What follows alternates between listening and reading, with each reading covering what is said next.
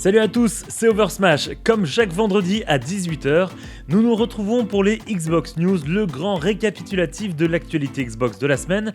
Et cette semaine, on va parler de Halo, Cyberpunk 2077, Grounded ou encore des jeux du Xbox Game Pass. Et on commence tout de suite avec Sea of Thieves qui dévoile une nouvelle aventure avec un grand A dénommé Île Brumeuse. Il s'agit du premier chapitre scénarisé d'une série d'événements limités dans le temps qui vous verra chercher des réponses dans le brouillard éthéré qui entoure dorénavant l'avant-poste de Golden Sands. Ces aventures sont un moyen de rendre l'environnement de Sea of Thieves plus dynamique, mais elles ne remplaceront pas le système établi de saison pour autant, qui continuera à vous proposer des mises à jour de contenu régulièrement et gratuitement. Du coup, ce système d'aventure accompagnera tout ça en vous offrant chaque mois une nouvelle aventure qui durera au minimum 2 semaines. Vous pourrez découvrir des secrets, combattre des ennemis, obtenir des récompenses et profiter d'une cinématique unique qui présentera chaque aventure pour exposer ses enjeux et vous préparer à ce qu'elle vous réserve. Cette nouvelle mise à jour est disponible gratuitement dans Sea of Thieves pour celles et ceux possédant le jeu sur Xbox Series, Xbox One, sur PC Windows 10 ou Steam, ainsi que pour les membres du Xbox Game Pass. L'aventure Île Brumeuse sera disponible dans le jeu jusqu'au 3 mars, n'hésitez donc pas à aller faire un petit tour en mer. Et justement, en parlant du Xbox Game Pass, la nouvelle fournée de jeux intégrés au Xbox Game Pass pour ce mois de février 2022 sur console et PC a été annoncée cette semaine. Ce sont 8 jeux qui intègrent les différents catalogues comme Madden NFL, RoboQuest ou encore Total War Warhammer 3, qui est intégré le jour de sa sortie dans le PC Game Pass.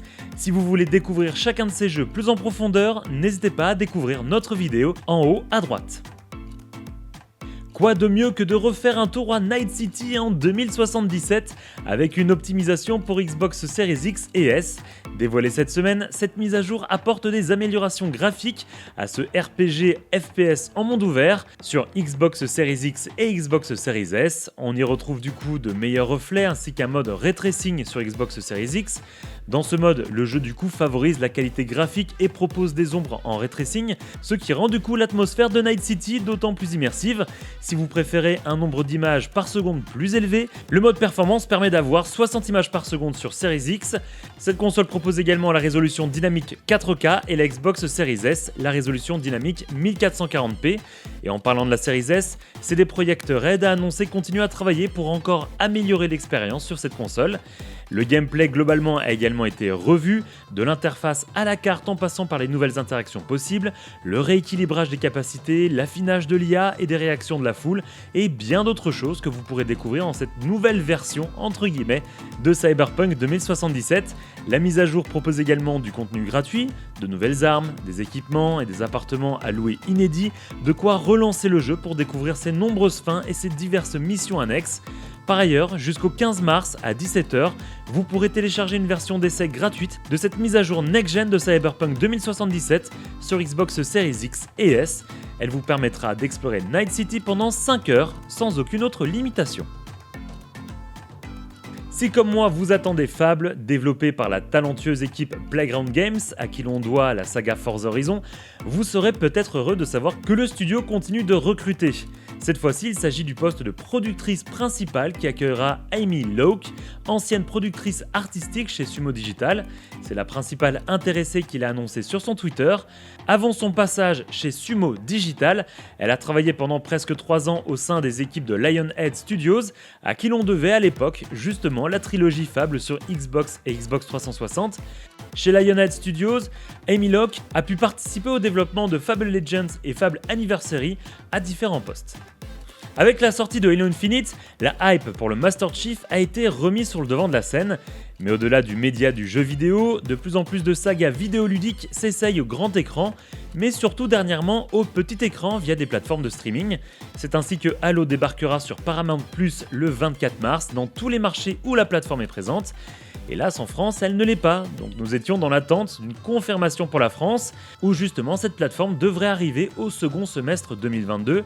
Et finalement, c'est Canal+, qui diffusera la série en tant que série originale Paramount+.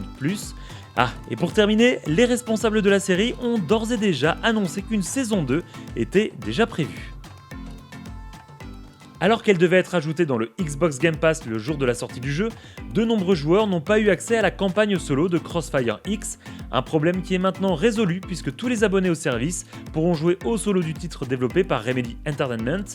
Le solo est annoncé plutôt comme une expérience car l'opération Catalyst, c'est son nom, ne possède que quelques heures de durée de vie. Une seconde mission solo, l'opération Spectre, n'est, quant à elle, pas intégrée dans le Game Pass.